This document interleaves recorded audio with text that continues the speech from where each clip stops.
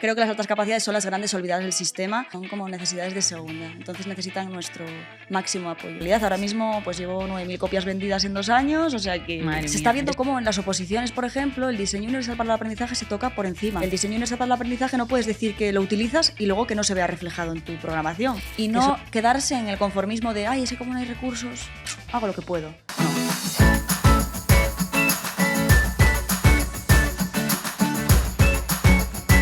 Hola a todos y a todas y bienvenidos y bienvenidas a este nuevo podcast al que hemos llamado Voces de la Educación, un lugar en el que queremos dar voz a diferentes referentes educativos, maestros y maestras, profesores y profesoras y expertos en educación que además forman parte del claustro de nuestra academia, que bueno, este es un proyecto que nació hace poquito y que hemos creado con mucha ilusión y nuestro objetivo es tener al profesorado actualizado. Y cuando a mí se me ocurrió la idea de crear esta iniciativa, mi objetivo principal era aportar ese granito de arena al cambio educativo. Y con la academia, pues lo que estamos intentando es conseguir este pequeño cambio a la educación que tan importante creo que es. Y bueno, lo que hacemos es profundizar en diferentes temáticas, como pueden ser la atención a la diversidad, la neurodidáctica, las metodologías, la legislación que ahora está tan cambiante. Y tenemos un claustro de profesores y profesoras maravilloso que nos van a acompañar en estos capítulos de los podcasts que vamos a hacer durante estos días. Y bueno, pues para empezar, decir que soy María, muchos me conoceréis en redes sociales por Educamaría y llevo compartiendo contenido educativo desde 2019 y la verdad que poco a poco la comunidad ha ido creciendo y ya somos más de 146.000 seguidores y sin duda, sin el apoyo que he estado recibiendo por vuestra parte durante todo este tiempo, no podríamos estar aquí haciendo cosas tan bonitas como estas para aportar al mundo educativo. Y hoy tenemos con nosotros a Tania, que es, como os he dicho, profe de nuestra academia, y nos viene a contar un poquito sobre temática de atención a la diversidad, altas capacidades. Así que nada, hola Tania, ¿cómo estás? Bienvenida al podcast. Hola María, pues bien, aquí estamos pasando esta preciosa mañana. Aquí. Esta mañana tan bonita y tan diferente, porque la verdad que esto es nuevo para las dos y para todos los que vamos a pasar por aquí. Efectivamente, sí, es una experiencia muy novedosa para mí además, porque todos los podcasts que he hecho hasta ahora han sido de manera online y virtual, entonces bueno, estar aquí presencial de verdad, sí, rompiendo esa barrera de la pantalla está siendo... Es maravilloso, poder tocarnos, hablar, estar tan cerca, sí. Es genial, así que yo estoy encantada de que estés aquí con nosotros. Si te parece, nos cuentas un poquito sobre tu trayectoria, cómo has llegado hasta aquí, porque se te conoce en redes sociales por ser maestra y bueno, estás especializada en altas capacidades, atención a la diversidad, así que cuéntanos un poquito sobre ti, Tania. Pues yo, mira, de formación soy maestra de infantil y primaria, oposité durante 5 o 6 años, fueron 3 convocatorias oposiciones y la oposición me pudo. Lamentablemente soy de esas que no pudo con la oposición me pudo a mí y entonces decidí huir de ella. Prioricé mi salud mental. El último proceso en el que estuve fue, hablando claro, una basura y entonces dije, voy a buscar otra oportunidad. Y haciendo el máster de investigación e innovación que estuve haciendo sobre educación infantil y primaria, conocí a mi director de tesis y me orientó un poquito a este ámbito en el que estoy ahora. Estoy haciendo el doctorado en educación y psicología y espero este año ser doctora oficialmente y por eso estoy en este ámbito de la atención a la diversidad, altas capacidades, etc. Creo que las altas capacidades son las grandes olvidadas del sistema. Se le da mucho valor a otras necesidades educativas como puede ser el TDAH, el autismo, la dislexia. Y las altas capacidades, quizás por ser una necesidad que vemos como que está por encima de lo considerado estándar, pues es la gran olvidada, son como necesidades de segunda. Entonces necesitan nuestro máximo apoyo. Sí, desde luego. Y sobre todo me ha gustado una cosa que has dicho de que la oposición para ti no fue como lo que esperabas y que encontraste otro camino y me parece muy interesante visibilizar esto porque muchas veces los maestros y maestras nos centramos en que el único camino es opositar y en el mundo educativo tenemos muchas otras alternativas como es doctorar, como estás haciendo tú ahora, que es algo que poca gente hace. Efectivamente. Además, el doctorado, ¿qué pasa? Que hasta ahora lo podían hacer psicólogos y pedagogos. No había másteres especializados de investigación para que los maestros pudieran entrar. Y nos encontramos que las universidades de magisterio, para maestros de infantil, primaria, están copadas por pedagogos y psicólogos dando clase a maestros y no hay muchos maestros, los que hay son asociados con contratos más lights que los que tenemos ahora mismo si nos doctoramos, entonces es una oportunidad que sí que es verdad que es de nueva creación pero que es otra salida más. Además, el doctorado, digamos que es un estudio más como un máster o un grado, pero sí que es verdad que si tienes la oportunidad te puede contratar la consejería, te puede contratar el gobierno y puedes trabajar durante esos 4 años de tesis en la universidad, que es lo que estoy haciendo yo. Yo, a la vez que me estoy doctorando, soy profesora e investigadora en la Universidad de Oviedo. Y luego con la posibilidad de poder hacer carrera académica y quedarme aquí hasta donde quieras llegar. Si quieres llegar a ser catedrático, pues... Eso es que es una alternativa que a mí me parece maravillosa. Ojalá algún día me anime yo a doctorar, me encantaría, pero es verdad que también lleva mucho tiempo, mucho trabajo y mucha dedicación, pero creo que el resultado es importante y es lo que dices, que si hay maestros también dentro de las universidades es algo maravilloso porque son los que mejor, a que los pedagogos y psicólogos también, pero los maestros pueden aportar otra visión que es importante. Al final están formando a maestros. Efectivamente. Así que, y respecto a las altas capacidades, ¿por qué altas capacidades y no otra necesidad? ¿Por qué te centraste en esa? Pues como te decía antes, me parece que es una necesidad muy abandonada. Yo no sé si soy altas capacidades o no, creo que no, pero sí que aprendí a leer muy pronto porque tengo un hermano 3 años mayor que yo y la maestra, a mi madre, le dijo que no me enseñase a leer porque me aburría en clase. Tú no puedes decirle a un padre que no estimule a su hijo porque se aburre en clase. Tendrás que hacer algo tú como docente, ¿no? Especializado en el ámbito educativo y la pedagogía y la didáctica. Entonces, creo que desde ahí nació un poco, esa historia me la contó mi madre, que no me acuerdo, y a medida que he ido creciendo en el ámbito educativo me he dado cuenta de que otras necesidades tienen muchos apoyos, hay mucha investigación. Te pones a buscar investigación internacional y TDAH tiene muchísima, autismo tiene muchísima, dislexia incluso, que es algo más nuevo, que llevamos unos cuantos años ahora ya viéndolo, pero resultaba más nuevo a lo mejor que la hiperactividad. Estamos viendo cómo también tienen apoyo. Otras necesidades, discapacidad intelectual, discapacidad visual, pero las altas capacidades, además de la heterogeneidad que les rodea, vemos cómo es la gran olvidada. Son las grandes abandonadas, desde luego, y además muchas veces pasa que cuando tenemos diferentes diversidad en el aula es que las altas capacidades se dejan de lado y es así. O sea, yo lo he vivido en los colegios y es como, bueno, no pasa nada porque él resuelve, saca nota, hace todo. Vamos a centrarnos en los que tienen autismo, los que tienen TDAH, los que tienen conducta, pero ¿qué pasa con estos niños que tienen esta necesidad desatendida? Y luego además entramos en que normalmente los que tenemos identificados en el aula, que son un 0,43%, que no llega ni al supuestamente 2% que debería ser según la curva normal, o el 5 o 10% si englobamos también superdotados y talentos, tú normalmente en el aula vas a tener al identificado como superdotado, no vas a tener un talento simple, un talento complejo, esos se pierden por el camino. Entonces, claro, tienes el que cumple los estereotipos impuestos. Tiene alto rendimiento, es muy espabilado, aprende rápido solo y por tanto te estás olvidando de esos que se van a quedar ahí sin identificación y sin detección por parte de los docentes. Entonces, desde luego. Es muy importante que estemos atentos. Sí, pues la verdad que con esto y en la academia justo también hay una de las clases que das es sobre esto. Pues lo que tratamos es intentar desde la academia visibilizar esto para que los profesores pues, puedan aprender un poquito más sobre altas capacidades y poder detectarlo en las aulas. Y luego, por otro lado, te quería comentar, tienes 2 libros publicados, uno que lo acabas de publicar hace nada y son sobre atención a la diversidad. ¿Qué te ha inspirado a crear estos 2 libros?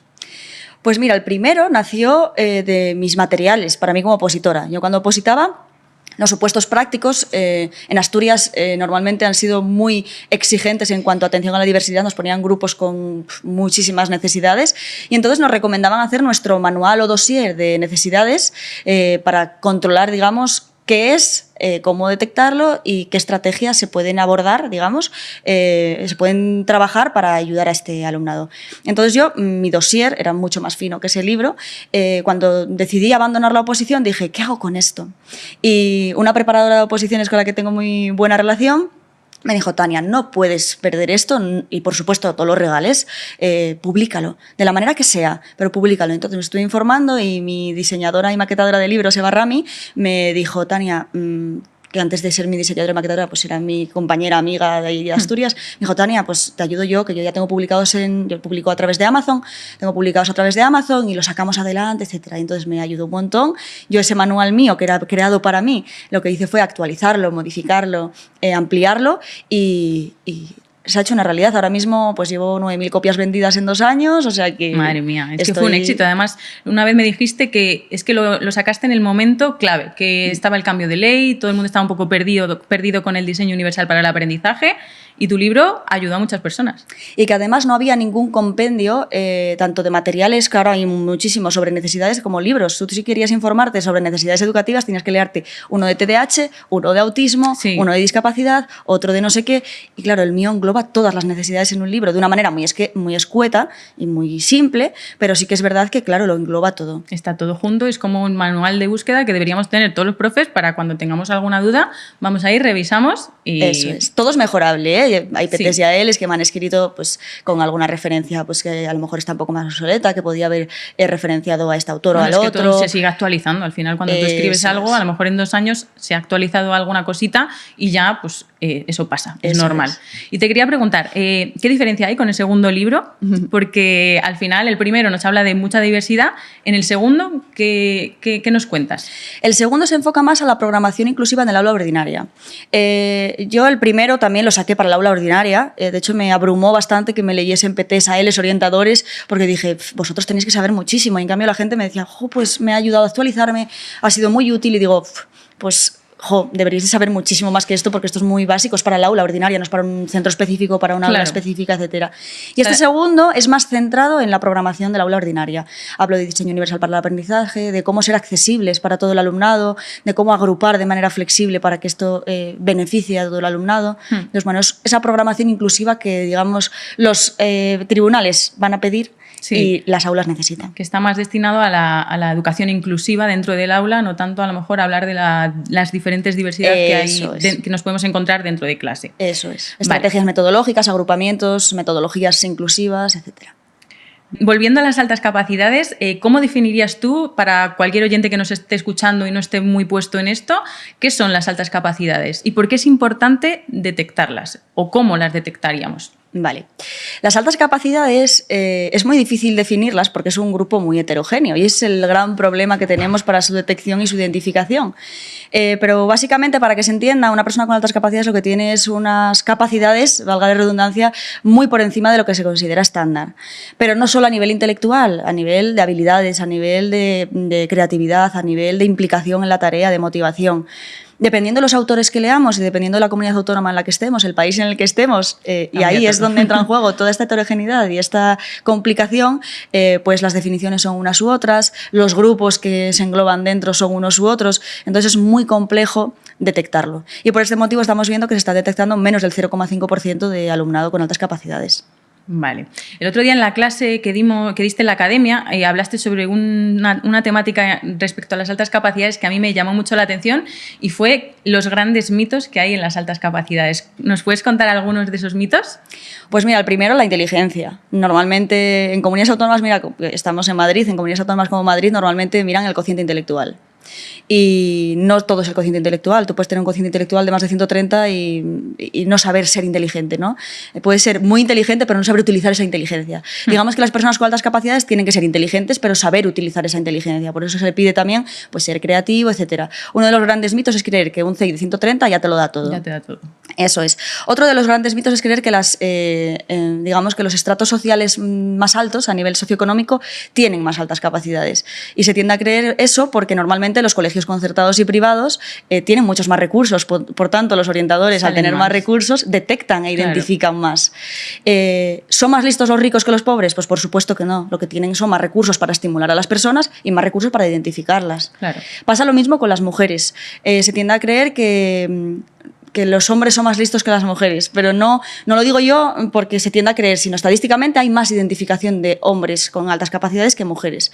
Y esto es por el simple hecho de que ellos, con su testosterona y su capacidad de liderazgo, no ocultan sus capacidades. Y nosotras, en cambio, preferimos ser sociales, Claro. tener amigas, caer bien, y entonces evitamos ser esa persona que el mundo rechaza, ¿no? La típica mujer más inteligente, incluso empollona. Entonces, bueno, nosotras solemos ocultar nuestras capacidades. Nos camuflamos. Eso es, sí. Y sí, está científicamente estudiado y evidenciado y demostrado. Es curioso. Sí. ¿Y más mitos así en torno a las altas capacidades? Pues es que ahora mismo... Recuerdo que en la clase hablabas de la imagen que se solía vender de las altas capacidades. El niño pues con gafas, muy listo, sí, que comentabas. Eso, empiezo así todas mis formaciones porque es muy ilustrativo. Les digo, buscad, sobre todo las que son presenciales, buscad en vuestros ordenadores y móviles altas capacidades o superdotación en Google. Y cuando lo pones, te salen niños vestidos con bata de científico, con gafitas, tocando instrumentos como el violín o el piano, no tocando la flauta travesera o tocando el acordeón o la guitarra, no, el violín o el piano, o jugando al ajedrez. Son músicos. O con un montón de libros debajo del brazo o sentados encima de libros. Y para nada las personas con altas capacidades siempre son ese cliché de genio o prodigio que son excepciones. Y respecto a los tipos de altas capacidades que hay, ¿nos puedes contar cuáles podemos encontrar? Normalmente, cuando hablamos de altas capacidades, a todo el mundo se le enciende la bombilla de la superdotación. Sobredotación, que está mal dicho. Y este es el típico, digamos, tipo de alta capacidad que se suele detectar, porque es el más sencillo. Destacan en todas las áreas, son... sencillo, valga, que se ve más. Tienen unas altas capacidades en todas las áreas, en todos los ámbitos, aprenden rápido y de una manera autodidacta. Normalmente tienen pues, esas habilidades de creatividad, inteligencia e implicación muy desarrolladas. ¿Siempre pasa así? No, de hecho hay mucho fracaso escolar por aburrimiento, por frustración. Esa parte es la que no se ve, la del fracaso escolar. O sea, todo el mundo, e incluso hay familias que quieren que su hijo tenga altas capacidades. A mí me pasa muchas veces como que se sienten hasta orgullosos y bien porque su hijo pues le pueden incluso pasar de clase porque qué listo es. Ya. Pero el problema es que confundimos la alta capacidad con el alto rendimiento. Queremos que nuestros hijos tengan altas capacidades, pero además tengan alto rendimiento. Y hay muchísimas personas sin altas capacidades que tienen un alto rendimiento, que sacan notas brillantes, y muchas personas con altas capacidades que, a pesar de tener esas altas capacidades, no son capaces de tener un alto rendimiento por frustración, por aburrimiento, porque no le interesa nada lo que estamos dando en el aula, etc. Además de la superdotación tenemos los talentos, que son los complicados, talentos simples y talentos complejos, que son esas personas que destacan en una o dos áreas concretas. Y esos son los grandes olvidados, porque normalmente... ¿qué hacemos? Si un niño destaca en algo, no le apuntas a que refuerce esa parte. Normalmente lo apuntas a lo que se le da mal. Claro, justamente. ¿Se le da mal lengua o matemáticas? Lo voy a apuntar a clases particulares de... En vez de fomentar esa parte que él es genial. Efectivamente. Por ejemplo, Messi es un claro ejemplo de talento espacial. Es una persona brillante a nivel deportivo y esa persona pues, ha tenido sus apoyos para poder crecer y para llegar a ser la persona que es en el fútbol. Incluso Shakira hablan de que es una persona talentosa a nivel verbal y creativo. Un talento complejo en este caso. Y a partir de ahí partimos de la superdotación, partimos de los talentos y tenemos otro tipo de altas capacidades que es el más evidente en infantil y primeros años de primaria, que son la precocidad intelectual. Son los alumnos que cumplen las características de los otros, pero que lo hacen a una edad muy temprana y todavía no se les puede identificar porque los tests para evaluar inteligencia, creatividad, no están todavía muy afianzados como tal. Entonces, claro, tenemos aquí un batiburrillo de tipos de altas capacidades que normalmente nos quedamos con la superdotación. Con la primera. Y ya si vamos a los extremos encontramos los genios y los prodigios, como puede ser Einstein o Mozart, que esos son casos muy, muy, muy concretos y normalmente es lo que sale en los medios de comunicación. Esos son los que se conocen, como las personas con altas capacidades, Mozart. Efectivamente. Pero hay mucho más y entonces al final es interesante que los profes, profes y familias que conozcan un poco sobre la temática para poder pues, apoyar a sus hijos como realmente se merecen. Incluso me parece interesante lo que has comentado de les apuntamos a lo que se les da mal. Pues a lo mejor podemos visibilizar que, oye, que si a tu hijo se le da genial las matemáticas, que vaya a matemáticas si le gusta, hacer juegos de mesa, que hay un montón de juegos de mesa de matemáticas súper divertidos. Pues apúntale a eso, en vez de apuntarle a inglés que odia el inglés, porque lo vamos a frustrar. Pero es que nos pasa a nosotros como docentes. Sí. Se nos da algo bien y nos formamos de lo que carecemos. Eso es. Entonces, en vez de hacernos expertos en un tema, que es un poco lo que hacemos en el doctorado, ¿no? Hacernos un poco más expertos en un tema, el resto de docentes normalmente en Activo las Aulas se quiere formar de tantas cosas que luego no se especializan en ninguna. Eso es. A lo mejor puede ser buenísimo en gestión, puede ser buenísimo en materiales, puede ser buenísimo en atención a la diversidad. No podemos ser buenísimos en todo, entonces hay que saber detectar qué se nos da bien y fortalecer eso. A mí me parece muy interesante. Y respecto a las dificultades y mayores desafíos que encuentran los niños de altas capacidades en el aula, ¿cuáles crees que son? Lo primero, la identificación. O son los grandes olvidados, no se les identifica y entonces están ahí como abandonados a la deriva. Y luego además la frustración que sufren y el aburrimiento. Al final en el aula no les estamos generando retos y desafíos, no estamos utilizando, hablo de manera general, yo sé que hay docentes que sí que lo hacen, pero no generamos desafíos, no generamos retos, no utilizamos metodologías multinivel que permitan desarrollarse a todos por igual, a los que no llegan, a los que llegan y a los que están por encima. Eso es muy interesante porque eso también lo hacemos mucho los docentes y es que tenemos un niño que tiene dificultades y nos centramos en el que tiene dificultades de que carece de algo. Entonces, reforzamos eso que le falta y nos olvidamos del que a todo le sale bien, todo le sale rápido, será que necesita algo más. Y nos centramos en la parte de carencia más que en la de reforzar y ampliar. De hecho, son alumnos muy autoexigentes y muy perfeccionistas y a veces cometemos el error de no reforzarles positivamente sus logros e incluso reforzarles negativamente cuando se equivocan, porque como siempre lo hacen bien y eso al niño o a la niña les frustra muchísimo, se sienten muchísimo más vulnerables porque ven cómo al compañero le está reforzando a hacer un círculo mal y él, como siempre hace el círculo bien, el día que lo hace mal, se le dice que lo ha hecho mal, en vez de reforzarle que lo está haciendo fantástico. Es que como sociedad, y esto ya en general, siempre decimos más lo malo que lo bueno. Y es algo que deberíamos trabajar en todos los sentidos de la vida. De hecho, a nivel internacional ahora se está haciendo mucho hincapié en el aprendizaje basado en las fortalezas por eso, porque se está dando cuenta que tú puedes complementar tus carencias con tus fortalezas. Eso es. Si no tiene sentido que te dediques a una cosa que se te da mal. Eso es. Por tanto, vamos a centrarnos en esas fortalezas para crear ciudadanos y trabajadores futuros que sean fuertes en lo suyo, que tengan una serie de skills muy buenos y muy bien desarrollados. Eso es. Pues bueno, poco a poco a ver si conseguimos reforzar y trabajar esas fortalezas tanto en los niños como en los adultos, que también nos hace falta. Bueno, y hablando de inclusión educativa, que también es un tema muy recurrente hoy en día, ¿qué es para ti la inclusión? Que estás a tope con esto en tu segundo libro. Pues para mí la inclusión es eso, incluir, o sea, tener en cuenta a todas las personas.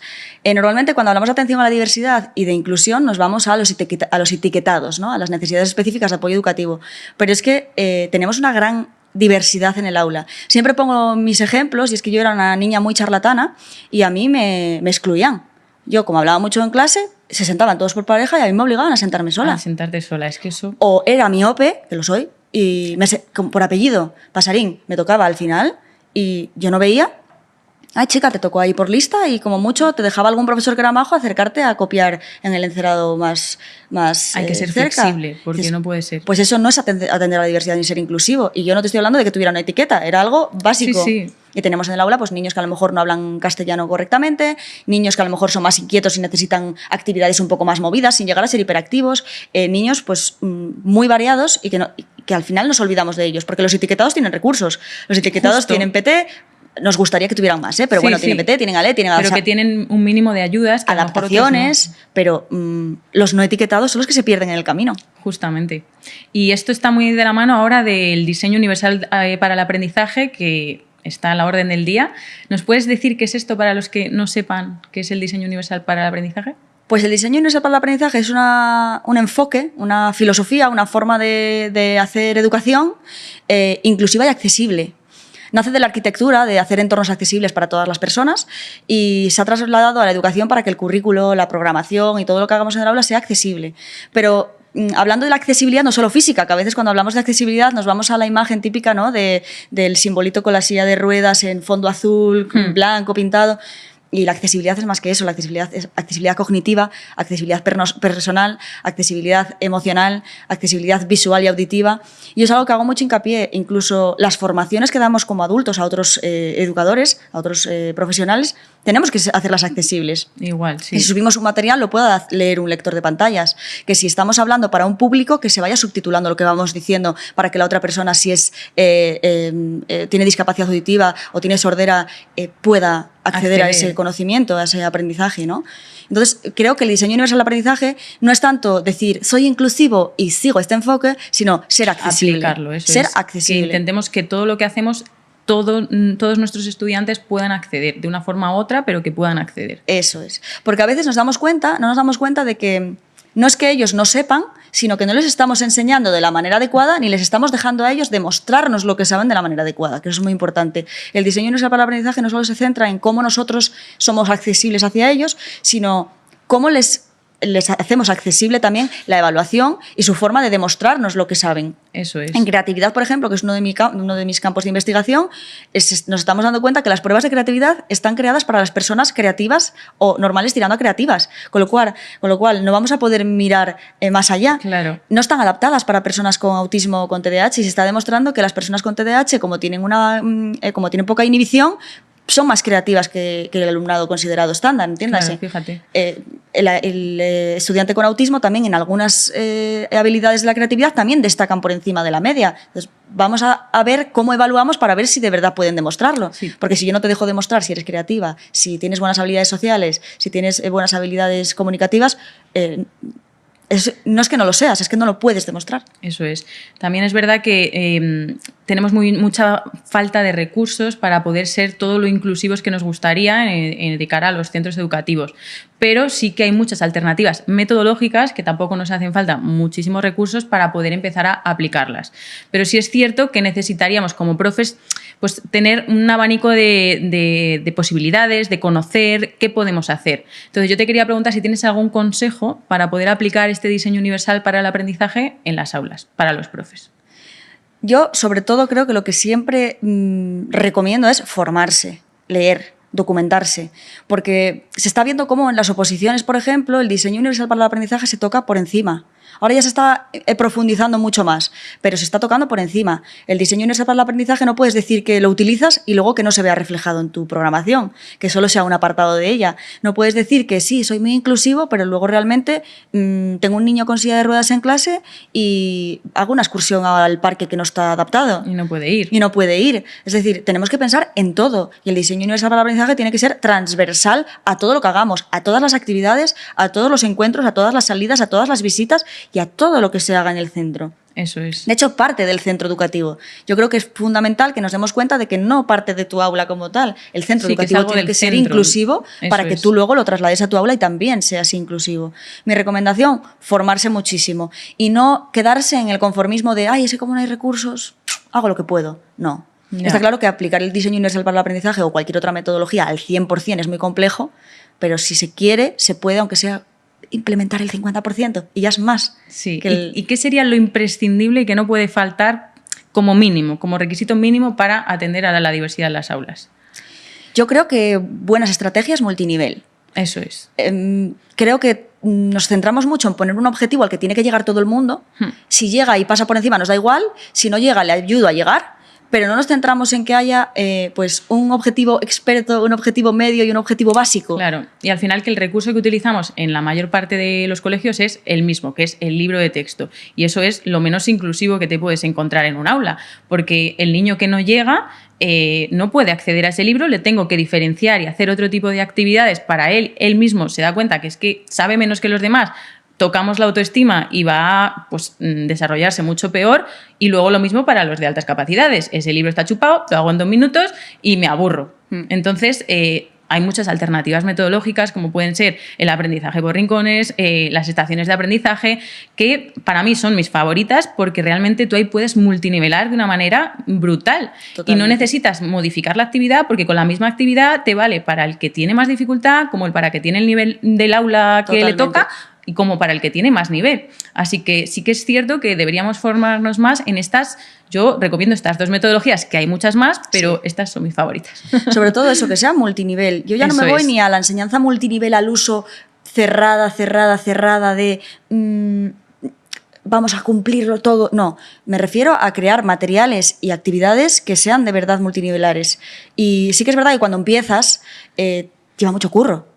Pero es que luego vas a tener materiales para muchísimos niveles, para muchísimas temáticas y a la larga es ahorro de tiempo. Eso es, todo el trabajo que te hagas en un curso. Imagínate, estás en primero de primaria, te preparas los materiales para ese curso, que el año que viene estás en segundo, no pasa nada, preparas los de segundo, pero cuando vuelvas a primero vuelves a tener todos esos recursos y al final no es tiempo perdido porque te van a servir en el futuro. Y si está bien multinivelado, los de primero te valen hasta parte para... Porque el nivel medio de primero puede ser el básico, el nivel avanzado el medio... No te vale, pero para el de arriba y para el de abajo muchos te sirven, desde luego. Sí.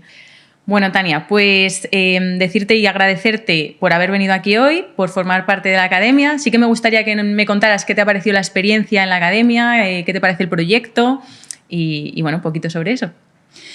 Pues mira, cuando me contactaste para ser profesora del claustro de tu academia de educación, me dio un poco de miedo, porque encima empecé a ver que compañeras y compañeros, porque tenemos un compañero, no vamos a descubrirlo, iba a tener, y digo, ¡ay, madre! ¡Qué sí. responsabilidad!, ¿no? Pero luego cuando me puse a elaborar todos los materiales, que al final es contenido que yo doy en la universidad, que yo doy a mis alumnos de grado, y que bueno, fui ampliando un poco, mucho me sirvió también para ir ampliando mi segundo libro, y dije, jo, qué útil, porque además me puse a ver que vamos a tener legislación, vamos a tener atención a la diversidad, vamos a tener neuroeducación, vamos a tener un montón de cosas que en otros ámbitos pues tienes que andar como seleccionándolo, ¿no? Claro. Lo que hablábamos antes de mi libro, ¿no? Que lo compacta, pues tu academia de educación creo que te compacta. Que en un año puedas tener acceso pues a todas esas cositas que los profes durante un año necesitamos conocer y estar actualizados en ellas. Es el objetivo principal, estar actualizados. Siempre digo esa palabra, pero es que realmente es lo que busca la academia. Así que la verdad que ha sido un placer tenerte y yo creo que todos los alumnos que te han visto y todas las clases que has dado les han encantado. Todas las valoraciones siempre han sido súper positivas hacia tus clases. Así que gracias, y gracias por estar aquí hoy también. Sí te quería preguntar, y de cara a los que nos están viendo, ¿dónde te pueden encontrar en redes sociales? Pero cuéntales un poquito por si quieren seguir tu trayectoria después de escuchar este podcast. Perfecto, pues me pueden encontrar en Ser Maestra. También, si a lo mejor me escuchan alumnos de la Universidad de Oviedo, puede que sea su docente en cursos posteriores. Doy algunas formaciones también a nivel de, pues eso, de formadora de formadores, ¿no? Doy clase, pues, y formaciones a otros docentes y en preparadores de oposiciones, en otras academias, etcétera. Pero básicamente soy Ser Maestra. Entonces, bueno. Genial, pues ahí te pueden encontrar, que compartes muchísimas cosas de altas capacidades, de atención a la diversidad, con tus libros. Y nada, pues un placer haberte tenido aquí, y muchas gracias a todos los que nos habéis estado escuchando. Este ha sido el primer episodio de Voces de la Educación y ha sido un placer estar aquí contigo, Tania, y nos vemos en el siguiente capítulo. No olvidéis seguirnos y estar al día con todo lo que vayamos subiendo en este super podcast que hemos creado. Ha sido un placer, María. Muchísimas gracias por invitarme. Gracias a ti, Tania.